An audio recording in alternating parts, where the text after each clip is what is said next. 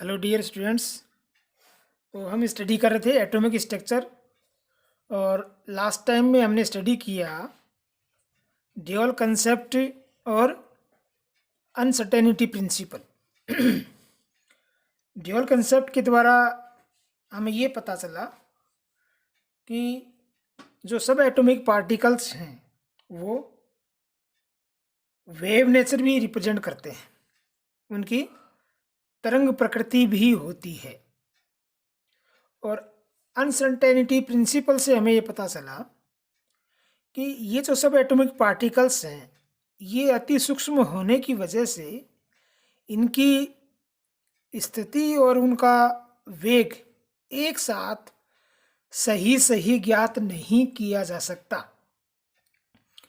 जब हम स्थिति और संवेग को या वेग को एक साथ ज्ञात नहीं कर सकते तो फिर नील्स बोर का जो एटॉमिक मॉडल है उसको हम पूरी तरह से स्वीकार नहीं कर सकते, क्योंकि नील्स बोर के एटॉमिक मॉडल में कहा गया था कि इलेक्ट्रॉन नाभिक के चारों तरफ निश्चित कक्षाओं में गति लगाते हैं।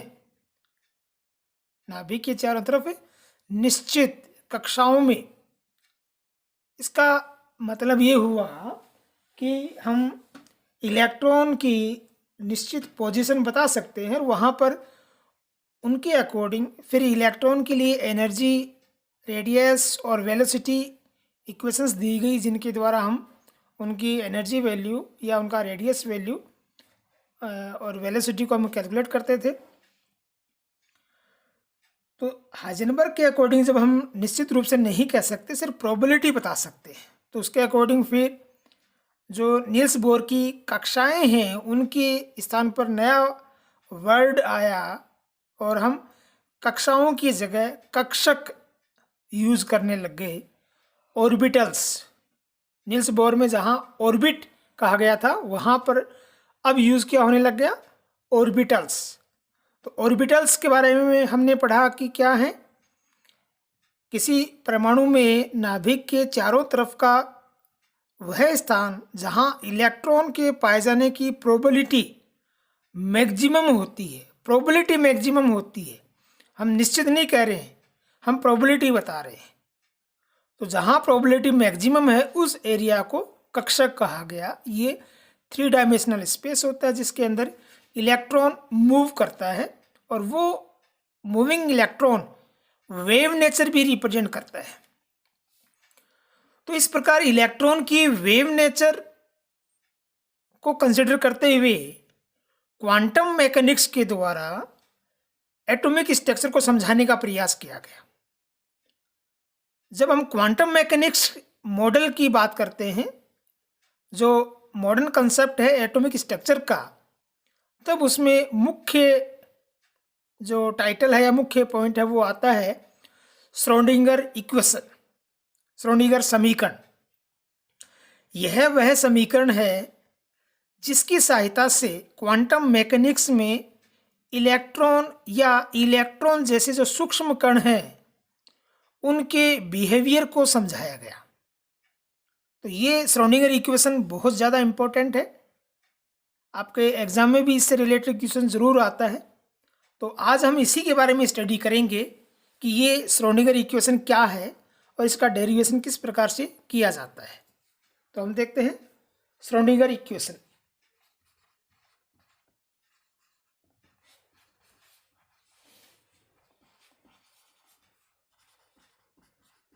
Schrödinger's equation.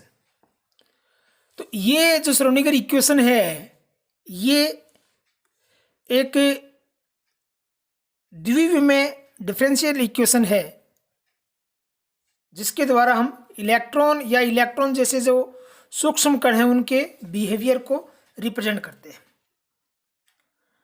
तो अगर इस समीकरण की हम बात करें तो ये समीकरण क्या है, तो आप लोगों ने पढ़ी होगी del square psi plus 8 pi square M upon H square into E minus U psi is equal to 0, ये श्रोडिंगर इक्वेशन है। या H psi is equal to H cap psi is equal to E psi, ये Schrodinger equation है। इस रूप में भी लिखी हुई मिलती है और इस रूप में भी। या जो डेल स्क्वायर है इसको हम एक्सपेंडेड फॉर्म में जब लिखते हैं तो यहाँ इसकी जगह फिर del square psi upon del x square plus del square psi upon del y square plus del square psi upon del z square, इस फॉर्म में भी हम लिखते हैं। Plus 8 pi square M upon H square E minus U, E total energy U या V भी लिख सकते हैं, potential energy psi is equal to 0, ये श्रोडिंगर इक्वेशन है।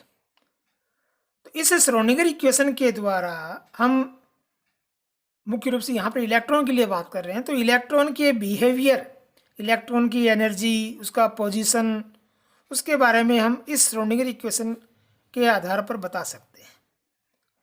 अगर हमें किसी एटॉमिक पार्टिकल या किसी इलेक्ट्रॉन की किसी विशिष्ट सिस्टम के अंदर उसके बारे में हमें व्याख्या करनी है, बताना है, तो हम क्वांटम मैकेनिक्स के अकॉर्डिंग पहले उसके लिए श्रोडिंगर इक्वेशन प्राप्त करते हैं और उस श्रोडिंगर इक्वेशन को जब हम सोल्व करते हैं तो हमें तरंग फलन साई प्राप्त होता है।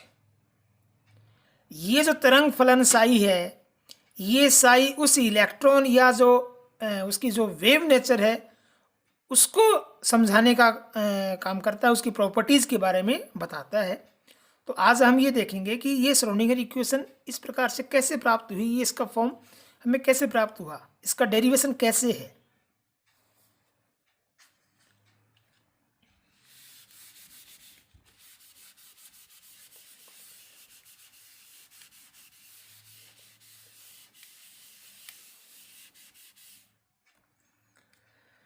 तो श्रोडिंगर इक्वेशन, अब देखो यहाँ पर हमने क्या समझ लिया कि जो इलेक्ट्रॉन है वो वेव नेचर शो करता है। इसका मतलब इलेक्ट्रॉन तरंग है, और तरंग है तो उसके लिए तरंग की समीकरण भी होनी चाहिए, और तरंग की समीकरण ज्यावक्रीय या को ज्यावक्रीय जो समीकरण से हैं उनको हम ज्यावक्रीय समीकरण को हम मुख्य रूप से इस प्रकार से लिखते हैं, psi is equal to A sine 2 pi X upon lambda, जहाँ ये तरंग का तरंग फलन है। तरंग फलन यानी वो फंक्शन जो तरंग के बिहेवियर पर डिपेंड करता है, वो तरंग फलन। तो जो भी सूक्ष्म कण है, चाहे वो इलेक्ट्रॉन हो या दूसरा सब एटॉमिक पार्टिकल हो, जब वो सूक्ष्म कण है तो उसकी जो वेव नेचर है वो डोमिनेंट हो जाती है, और उस वेव नेचर के अकॉर्डिंग उसकी जो प्रॉपर्टीज़ है उनको रिप्रेजेंट करने के लिए ये फंक्शन यूज़ किया गया है जो उसकी वेव नेचर पर डिपेंड कर रहा है। तो इसको हम कह रहे हैं वेव फंक्शन, तरंग फलन। और कोई भी तरंग है, उस तरंग को जैसे हम इस प्रकार से रिप्रेजेंट करते हैं कि ये तरंग है इस प्रकार से, और यहाँ पर क्योंकि ये जो तरंग है इलेक्ट्रॉन के लिए जब हम कंसिडर कर रहे हैं तो ये नाभिक से लेकर एक निश्चित दूरी तक ही पाई जा सकती है। तो इसका एरिया फिक्स है कि ये यहाँ से लेकर यहाँ तक ही मूव करेगी, यहाँ तक इसकी तरंग पाई जाएगी। तो हम उसी प्रकार की तरंग के अकॉर्डिंग इसके बिहेवियर को समझ सकते हैं। तो इस प्रकार की, जैसे हमने दो सिरों पर किसी रस्सी को बांध दिया और उसको जब हम खींच कर छोड़ते हैं तो इस प्रकार की तरंग वहाँ पर डेवलप होती है। तो उस तरंग के लिए ये तरंग समीकरण है। इसी तरंग समीकरण के आधार पर हम श्रोडिंगर इक्वेशन है उसको प्राप्त करेंगे। तो वो हम देखते हैं। तो यहाँ पर ये तरंग फलन है और हमारा जो श्रोडिंगर इक्वेशन है ये द्विघात del square D square upon del x square द्विघातीय डिफरेंशियल इक्वेशन है। तो यहाँ पर इस साई का हम 2 बार डिफ्रेंशिएशन करेंगे एक्स के सापेक्ष। अभी हम ये मान रहे हैं कि सिर्फ एक्स डायरेक्शन में जो मूवमेंट है उस मूवमेंट पे हम बात करते हैं। जो त्रिविमीय मूवमेंट है उसके according X axis, Y axis और जेड एक्स तीनों में ही मूवमेंट होगा। लेकिन यहाँ पर अभी हम जो बात कर रहे हैं स्टार्टिंग में वो सिर्फ एक डायरेक्शन, एक विमीय डायरेक्शन की बात कर रहे हैं, एक्स विमा है उसी के अंदर। तो इसको हम क्या कह सकते हैं कि पहले हम इसको एक बार डिफ्रेंशिएट करें तो डेल साई अपॉन एक्स। तो एक्स के सापेक्ष जब इसको एक बार हम डिफ्रेंशिएट करेंगे तो ए कांस्टेंट साइन का cos 2 pi X upon lambda और 2 पाई एक्स अपॉन लेमडा का हो जाएगा 2 पाई अपॉन लेमडा। यहाँ ये जो है ये एक कांस्टेंट है, ये वेरिएबल राशि है, तो इसका हम डिफरेंशिएशन करेंगे तो साइन एक्स का जो साइन ये पूरी क्वांटिटी है, इसको हमने जेड अगर कहा तो साइन जेड का हमने एक बार किया तो वो तो आया कोस जेड, और इसका जब हमने किया तो आया 2 पाई अपॉन लेमडा। अब यहाँ पर ये दोनों कांस्टेंट है। अब जब इसका हम दोबारा करेंगे तो हमने जब इसका दोबारा करेंगे तो इसको हम क्या लिख सकते हैं, T square psi upon x square. अब ये जो हमें एक बार करने से प्राप्त हुआ था इसका दोबारा डिफरेंशिएशन करेंगे तो A constant as it is, और ये 2 पाई अपॉन लेमडा भी कांस्टेंट, कोस का माइनस साइन, कोस जेड का माइनस साइन जेड, तो इसको हमने लिख दिया 2 minus sine 2 pi X upon lambda, और 2 पाई एक्स अपॉन लेमडा का जब करेंगे तो हमें प्राप्त हो जाएगा 2 पाई अपॉन लेमडा। इस प्रकार ये प्राप्त हुआ। अब देखिए जब इसको हम लिखेंगे तो क्या लिख सकते हैं, minus 2 pi upon lambda square है 2 बार, और into A sine 2 pi X upon lambda, या minus 4 pi square upon lambda square into A sine 2 pi X upon lambda. ये जो राशि है ये क्या है, साई है, तो हम क्या लिख सकते हैं, is equal to minus 4 pi square upon lambda square into psi. तो इस प्रकार ये हमें प्राप्त हो गया। अब ये एक तरह से एक स्टेप हो गया, यहाँ तक पहले हमें करना आना चाहिए कि यहाँ तक हमने ये स्टेप प्राप्त कर लिया। अब यहाँ पर हम ये जो लेमडा है इस लेमडा का वैल्यू रखते हैं, तो हम इसको मिटा देते हैं और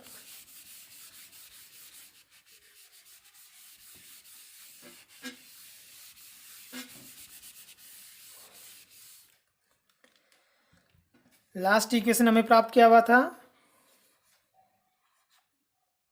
del square D square psi upon D X square is equal to minus 4 pi square upon lambda square into psi, ये हमें प्राप्त हुआ था। अब हम जो ड्यूअल कंसेप्ट है उसके अकॉर्डिंग जो वेव इक्वेशन है लेमडा वैल्यू, तो लेमडा वैल्यू को हम क्या कहते थे, lambda is equal to H upon M V. तो हमें पता है कि लेमडा का वैल्यू ये होता है, ड्यूअल कंसेप्ट के अकॉर्डिंग। तो ये वैल्यू इस इक्वेशन जब हम पुटअप करेंगे लैम्डा की जगह, तो हम क्या लिख सकते हैं, del D square psi upon del x square is equal to -4 pi square upon H square upon M square V square. तो हम इस एम स्क्वायर वी स्क्वायर को ऊपर ले जाते हैं इंटू साई, और इसी को हम लिख सकते हैं क्या, -2 into 4 pi square upon H square into M V square upon 2। M square को हमने इस प्रकार से लिख दिया, 2 से ऊपर मल्टीप्लाई कर दिया, 2 से यहाँ नीचे मल्टीप्लाई कर दिया, इंटू साई ये लिख दिया। अब यहाँ पर ये जो है ये पद है 1/2 mv स्क्वायर, और 1/2 mv स्क्वायर क्या होता है, काइनेटिक एनर्जी, जहाँ पर m क्या है, जो सब एटॉमिक पार्टिकल है, यहाँ इलेक्ट्रॉन है तो इलेक्ट्रॉन का द्रव्यमान है, v उसका वेग है। तो ये 1/2 mv स्क्वायर है काइनेटिक एनर्जी, और इस काइनेटिक एनर्जी को हम क्या कह सकते हैं कि ये काइनेटिक एनर्जी है total energy, E total energy हो तो टोटल एनर्जी क्या होगा, kinetic energy plus potential energy. तो काइनेटिक एनर्जी का वैल्यू क्या होगा, kinetic energy is equal to E minus U. तो हम इसकी जगह क्या लिख सकते हैं, ये लिख सकते हैं। तो उस कंडीशन में इक्वेशन क्या आएगा, दिख रहा है नहीं, D square X sorry D square Sai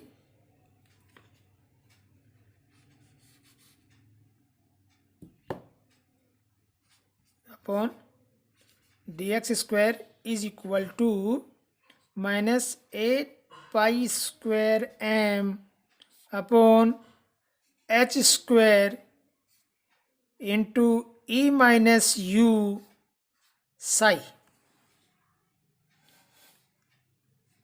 सिर्फ इसकी जगह ये वैल्यू पुट अप कर दिया तो ये फॉर्म आ गई। ये एक तरह से हमारा हो गया सेकंड स्टेप। तो इस प्रकार से हमें ये एक विमेय सिर्फ एक्स एक्स डायरेक्शन में जो इलेक्ट्रॉन का वेव फंक्शन है वो हमें इस इक्वेशन से प्राप्त हो रहा है। ये हो गई एक विमेय श्रोडिंगर इक्वेशन। अब हमें इससे प्राप्त करनी है त्रिविमेय। इसी को हम क्या लिख सकते हैं,